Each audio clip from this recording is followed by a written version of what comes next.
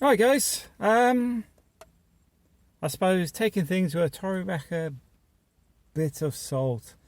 This is related to information you get. Now, bear in mind, I haven't got a product to sell, so my information is often from my own experiences, and if it is somebody else's, I'll actually say from somebody mentioned or whatever, rather than make stuff up.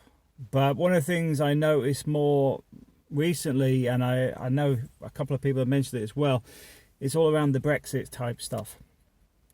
First thing I want to say, Europe existed before Brexit. The media have made it an absolute circus, along with the fact that they make money from it. So they will spread false rumours, they will speculate. And a friend of mine does not appreciate, I'm sure he doesn't appreciate how I've sort of opened his eyes to how media and stuff work. But we're good friends, but he sees through it all now, because what you got to look at is how the media say things, and this is the important bit, because even the government do it. And this thing about the driving license, your driving license will be illegal if you haven't done it before Brexit, blah blah blah. It's not true either. I mean, there's a whole reamer stuff. It all depends on circumstances. The same with people going, you must get your driving license in Spain now, but you have to be here 2 years as a resident to get a Spanish license. So first thing I want to say,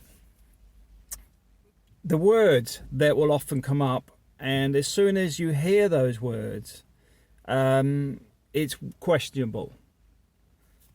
The words are maybe, could have, possibly, our sources, because they're undescript, likely, in our opinion, and other things like that, because none of them are fact.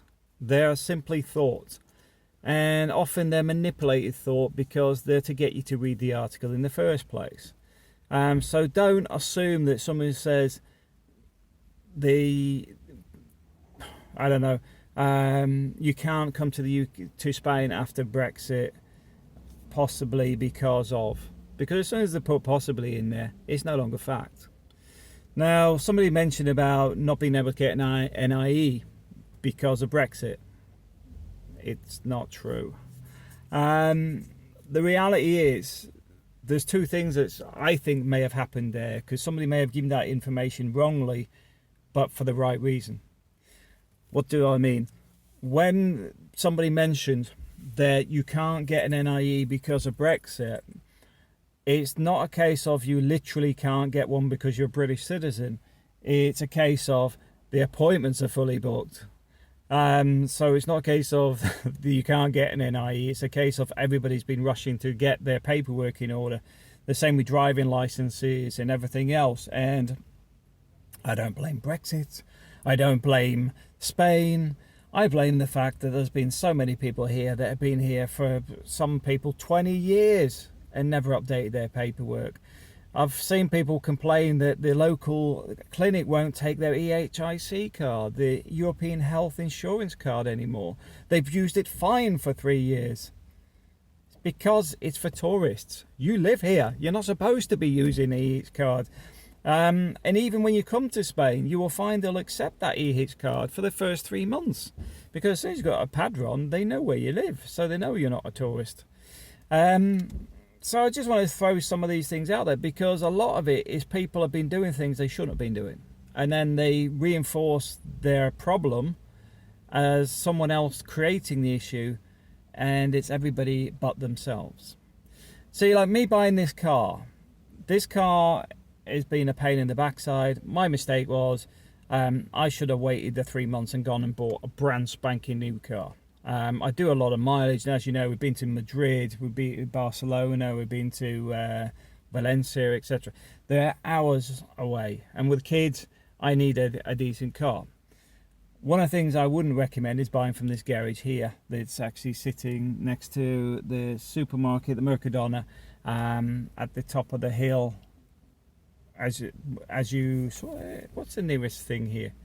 There's no real landmarks, but it's called Torrevieja Cars, I believe.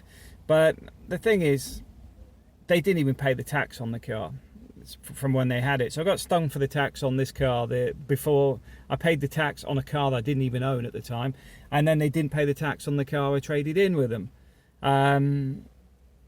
Absolute rogue business, and I don't recommend buying from them. The point being is, I don't think all car people are like that, and I do think that, you know, the problems with the car, 50-50, in the sense of, is it a problem with a vehicle that's a major one? Not too much. I've actually bought a computer to a device to reprogram the computer on it as well, so I'll be doing my own diagnostics. Where there is an issue is they're supposed to carry the warranty for a year. But they also knew this car was faulty. When they sold it, they reset the computer on the thing. So that's where they're wrong, because they actually just cleared the computer, sold the car, and then within 2 days it was in fault again. And it's like, oh, I don't know anything about that. And then they did it multiple times. Yeah, at no point had any inkling of actually fixing it properly. Absolute rogues. But it's a lesson learned. Now, I'm not going to say there's a problem with I'm not going to mention the business here. There's a business here that sells fridges and stuff. Now, the business itself is not a problem, but one of our friends bought a fridge. Now, the first thing is they do this, I think, 3-year warranty with a fridge. And within the first couple of weeks, it broke down. And then they said, oh, we won't change it, we'll get them to come and fix it. And they come out and they fixed it again, and it broke down again. And then they said, and I said to April, I said, just tell her to get them to take it back. Don't accept fixing it, because once you start getting into that loop, you start to lose some of your rights relating to actually returning it. So next time we seen her, she said, yeah, they've come and picked it up, and we'll sort out the payments, because the actual shop here is good. The problem is the fridge itself is crap. Now, don't get me wrong, it's just the fact that when they're asking for specific things for, you know, when they picked it up, you start thinking, are they just going to go and deliver this to somebody else in the next week? Because I think they will. So there's certain things like that I'm a bit wary of, and I do recommend being wary of. Anyway, I've gone off on a tangent around some of the issues I face. But as you can hear, I actually explain where the information comes from. It's not a case of I just say, don't buy this fridge, you know, in a particular brand. And that's why I won't do that, because it's a case of that fridge was a problem and somebody else has had the exact same fridge and had exactly the same problems within a short period of time. But one of the things that I do recommend is making sure the fridge or whatever is sealed when it gets delivered. I know a lot of them put this vacuum pack on, but I'm sure a lot of the branded ones will come with a cardboard box over the top of that to protect the sides. Maybe somebody else can update me with that. I know the Beco ones, for example, which are a cheaper one, they won't have it. But when you're paying for a high branded one, I would expect it to have a cardboard box. And in the UK, they've all come with cardboard boxes. Because the thing is, if it gets damaged, you can see it because it cuts the cardboard. Instead of getting the fridge delivered or whatever and finding a massive gouge down the side of it that you couldn't really see until you unpacked it. But this is the thing, take things with a little pinch of salt with information people give you, and this is where due diligence is important, because verify things. You know, although I say things, you can also go and check it with other people. It's the same with like real estate agents.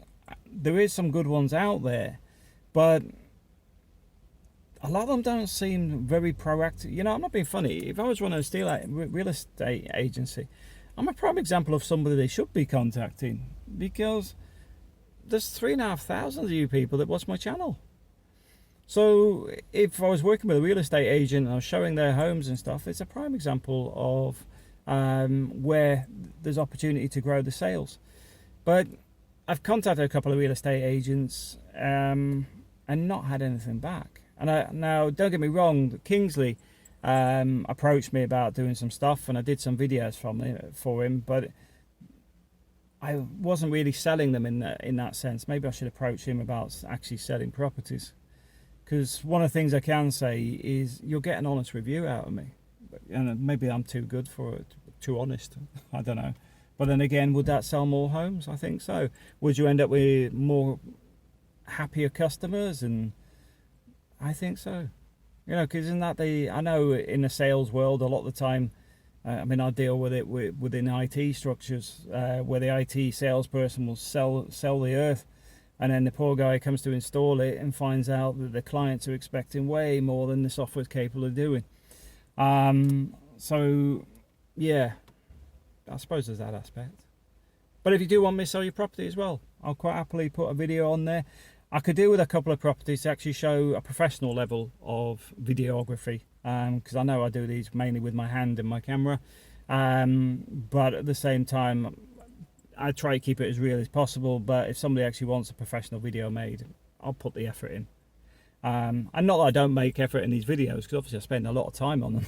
It's not, I mean, it's like this one, you know, I was coming up to the supermarket, and I just thought, you know what, I'll do a video while I'm up here, and here I am. So yeah, so I think that's it for today. But like, literally just take everything with a pinch of salt. And I'll give you a prime example. This is a golden one there, I'll tell you now. My wife had contacted a company relating to glasses for insurance, not glasses for drinking, for gafas, right?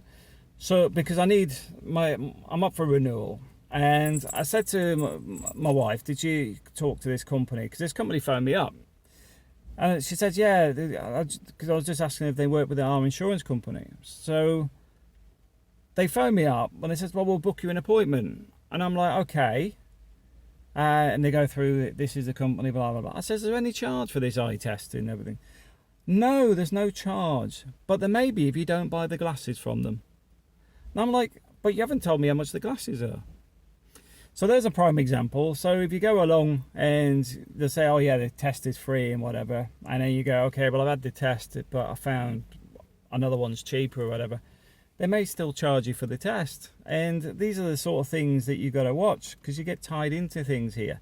I know we have Watchdog and things like that in the UK, which are a bit more proactive in trying to stop these sort of things going on. But just be aware, you don't really get the same sort of level of protection here in Spain.